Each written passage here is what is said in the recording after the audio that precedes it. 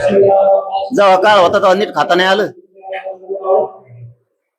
केलं सगळ्या जातींनी मोठं मराठ्यासहित स्वतः टोळीनं वरबडून खाल्लं. ना ओबीसी मोठा होऊन दिला ना मराठा मोठा होऊ दिला. मारामारीत वेळ जास्त घातला. एक काळ असा होता, आता तुम्ही प्रश्न काढला म्हणून मला बोलायचंच नव्हतं त्याच्यावर. एक काळ असा होता, ते विरोधी पक्ष नेता होता बघा, तेव्हा ते असं आरडायचं, लोकांच्या मनामनात जाऊन बसलं होतं ते की ह्यो जातीवादी माणूस वाटत नाही, ह्यो गोरगरीब सगळ्या जातीसाठी लढणार आहे. पण ज्यावेळेस याला मराठ्यांनी आणि सगळ्यांनी मिळून निवडून दिलं ना, त्याविषयीची नियत खराब झाली आणि टोळीच्या माग सगळी येणी मंत्र्याची ताकद उभा केली आणि मग ते करायला लागले खून, मग मागा लागले खंडाण्या. आधीच त्याचा जो लोकांचा बघण्याचा दृष्टिकोन होता ना, त्याच्यातली पोटतिडकी लोकांच्या लक्षात आली. आता उपरती येऊन काय उपयोग आहे का? सगळी लाज गेल्यावर. आता जर तू म्हणत असेल मला याचा कटाळा आला, मला पश्चातापाचा आला, मला अमकच झालं, आता मग वजनच कमी झालं, मग अमकच झालं, तो या हाताने तो वाटोळ करून घेतलंय सगळं. आणखीन तरी तुला सांगतो, तू शहाणा होय, तू मराठीच्या नादी लागू नको. आणखीन बी तो हातून वेळ गेलेली.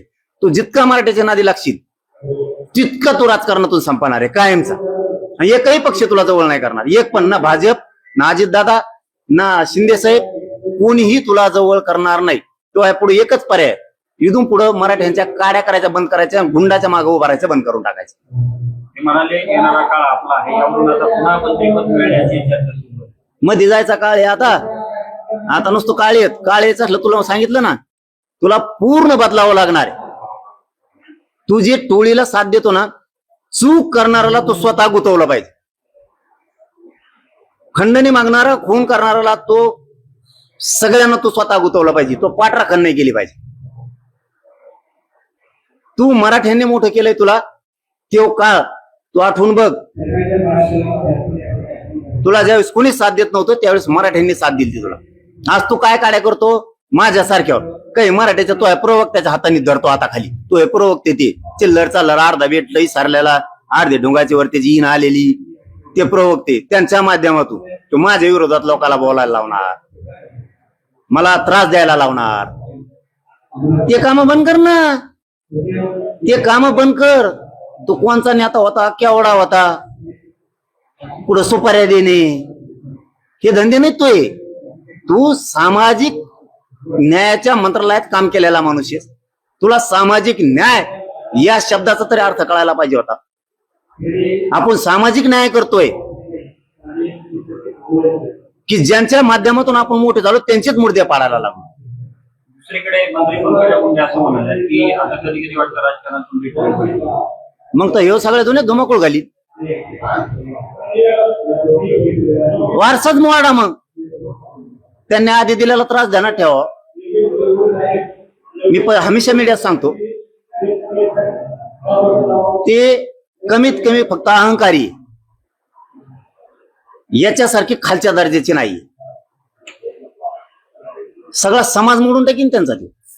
त्यांनी जर कटळा आला म्हणून जर बाजूला गेलं ना, सगळा समाज मोडून टाकी. सगळ्या टोळ्या होत्या, अख्ख्या टोळ्या, नुसत्या मारामारी. आणि इथून पुढे मारामारी मराठ्या संघ करायची नाही, हे ध्यानात ठेवी. इथं पाठ्य मी आहे, तुला सुद्धा मध्ये घालीन, सोडणार नाही. आता 2दा-3दा वाचलंय तुला. तू मस्साजोगच्या प्रकरणात वाचलेला आहे, आमच्याच लोकांनी वाचलेला आहे तुला. तू 100% त्याच्यात आहे, तू ते विसरू नको. आणि माझा सुद्धा घातपाताच्या तुझे नागपूरला बसला ना अजितदादाला घेऊन, फडणवीस साहेबाला, त्या रश्मिताई शुक्लाला, त्या दिवशी तुला वाचलेला आहे, ध्यानात ठेवतो. तू त्या माझ्या घातपाताच्या प्रकरणात सुद्धा आहे. आणि फडणवीस साहेबाजवळ पुरा डाटा येतो, कधीही बाहेर तो निघू शकतो, कधीही. पण तू त्याची काळजी करू नको. मी हे लय जबाबदारीने बोलतोय, कारण शेवटी फोनवर तो बोललेला आहे. त्या दिवशी रात्री 11-12 वाजता त्या आरोपीशी तो बोललाय. त्यामुळे शिडीआर तो हाई. तू त्या घातपाताच्या प्रकरणात 100% तो या लक्षात आला. आता आपण 100% मध्ये जाणार आहेत म्हणून तो अजितदादाला त्यांना गळ घालून फडणवीस साहेबांना सगळ्यांना मिळून तू नागपूरच्या अधिवेशनाच्या टायमाला त्या प्रकरणातून त्यांनी बाहेर काढलेलं आहे. तू किती दिवस पळशील, किती दिवस पळशील? तू पाप करायचं बंद केलं, ज्या मराठ्यांनी मोठं तुला केलंय त्यांना त्रास द्यायचं बंद केलं तर तो काहीतरी होऊ शकतं, नाही तो सुद्धा वाईट दिवस येणार आहेत, चांगले येणार नाहीत.